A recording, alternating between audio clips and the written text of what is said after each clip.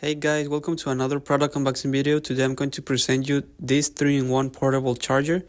We're gonna open our box and the first thing we see it's this user manual. As you can see, it's a very short manual. It's very simple to understand.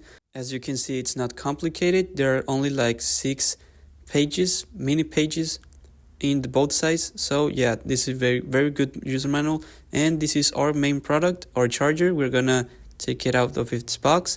And as you can see, our charger is color black, and this is the little string that comes out of the charger so you can connect it easily at long distance.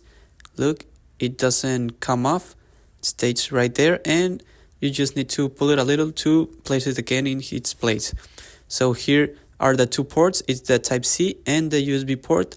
The type C is in and out, and the USB port is only out, and you can connect it directly to the electricity too. Now this is the button, you just need to press it, and it has a digital design too. I'm going to show you in a little demonstration how it looks. There's the level of the battery, and you just need to plug it in on your device. In this case it's my computer, but it works as well in a phone. As you can see, it is charging my computer, and yeah, it's a very good charger design. It's very practical. I like this a lot. I really recommend this product. It's really nice. So yes guys, see you in the next one.